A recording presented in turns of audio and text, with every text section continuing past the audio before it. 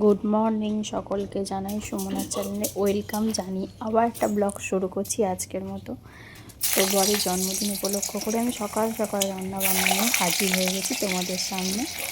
তো চলো আমার সাথে আজকে রান্নাবান্নাগুলো দেখো, এনজয় করো। কেমন লাগছে ব্লগটা অবশ্যই আমাকে জানিও তোমরা। এমনি তো আমি রান্নাবান্না করতে খুব ভালোবাসি, আর আজকে তো স্পেশালি রান্না চলছে, দেখছোই। আগের তরকারিটা চাপিয়ে দিয়েছি, ভাজা ভুজিগুলো মোটামুটি হয়ে গেছে।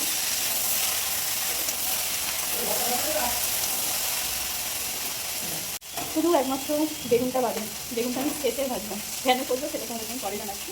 মোটামুটি তাও সব ভাজা ভুজি হয়ে গেছে। এখন শাক তরকারিটা করে নিচ্ছি, এরপরে হবে মাছ, তারপরে হবে ডাল, চাটনি। এখানে মোটামুটি 3 রকমের ভাজা হয়ে গেছে, পাঁপড়, এখানে একটা আলু, আবার সিম। আমি রান্না করতে করতে অলরেডি ওর জন্য সব কিছু আগে থেকে আমি তুলে রাখি, তার জন্য ছাড়াতেই একেবারে বেড়ে নিয়েছি। এখানে আলু, সিম সব একসাথে থেকে রেখে দিচ্ছি। কারণ যেহেতু ওর আমি রান্নাবান্না আগে করছে, সেই জন্য সব রান্না আগে আগে ওর জন্য একটু করে তুলে রেখে বাকিগুলো আমি করবো।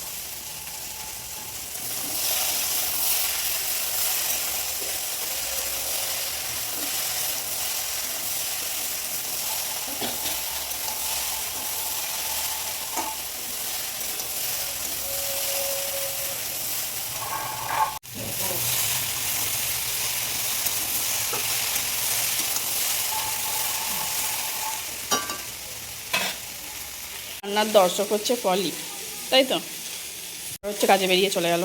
রকি বাবু এখানে শুয়ে আছে, রোদ পোয়াচ্ছে। একা একা টুকটুক করে সমস্ত রান্নাগুলো কমপ্লিট করে নেবো। প্রতি বছর নিজের হাতেই রান্নাগুলোকে খালি দিই, মানে প্রত্যেক বছর সমস্ত রান্না আমি করে দিই, শুধু মা ওকে ধরে দিয়ে দেয়, আমি গুছিয়েও দিই আর ওকে শুধু ধরে দেয়। শুধু ভাতটা বাদে বাকি সব কিছুর দায়িত্ব আমি নিই, কোটা বাটা হ্যান ত্যান সব কিছু, হয়তো মশলা টশলা টুকটাক করে দেয়, বাকি কোটা রান্না সব কিছুর দায়িত্ব। আর এই বছরে হচ্ছে শুধুমাত্র পায়েস আর ভাতটা বাদে বাকি সব দায়িত্বই আমি নিয়েছি। পায়েস আর ভাতটা ওটা আমি বাদ দিয়েছি খালি।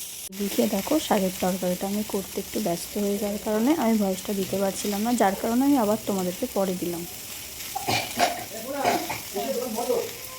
জানুয়ারি মাসের 28 তারিখ, আর ইংলিশ হিসেবে ওর জন্মদিন হচ্ছে ফেব্রুয়ারি মাসের 3 তারিখে। এবার আমি করলে, আমি যতটুকু করতাম যখন আমি নিজের থেকে করতাম আর কি বলবো কিছু জানে, তখন আমি ফেব্রুয়ারি মাসটা করলেই ওকে দেওয়ার চেষ্টা করতাম। বাট যেহেতু মা ডিসিশন নিয়েছে এইবারে, সেই জন্য জানুয়ারি মাসেই দিচ্ছে, কিন্তু বাংলার মাস হিসেবে বাংলা মাস হিসেবে দেওয়া হচ্ছে ওকে আজকে খাবারটা।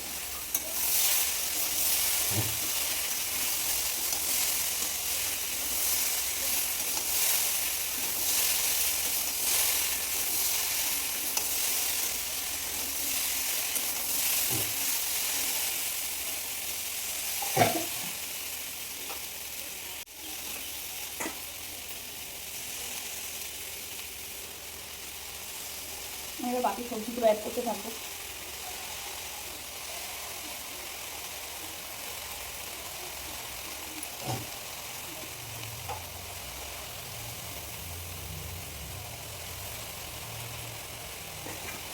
আমি অল্প অল্প করে দেবো, যেহেতু আমার একসাথে ধরবে না, সেই জন্য। তরকারিটা হয়ে আসছে, নামাবো আর একটুখানির মধ্যেই। তারপর বেগুনগুলো ভাজবো। হ্যাঁ, টমেটোটা কেটে নিয়ে চলে এসেছি, টমেটোটা চাটনি করে নেবো। তারপর তো মাছ আছেই। জলদি করে সব কিছু মিটিয়ে নিই, সব কিছু কমপ্লিট করে নিই, তারপর তোমাদেরকে আবার দেখাবো থালিটা সাজিয়ে। এর খাবার সাজিয়ে গুছিয়ে রাখলাম, শুধু শাশুড়ি মা এসে শুধুমাত্র খাবারটা ধরে দেবে। ভাত, আলু ভাজা, সিম ভাজা, এখানে বেগুন ভাজা, শাকের তরকারিটা লাউ পালং শাক, আর অনেক কিছু সবজি দিয়ে বানানো। এটা হচ্ছে মাছের ঝালটা। এখানে রয়েছে পায়েস, চাটনি, ওখানে রয়েছে মুসুর ডাল। বর পেঁয়াজ দিয়ে মুসুর ডাল খেতে খুব ভালোবাসে। আর তার সাথে একটু পাঁপড় রয়েছে। পাঁপড়টা আমি শুধুমাত্র এখন বাড়লাম না, কারণ ও আসলে পাঁপড়টা আমি গুছিয়ে দেবো।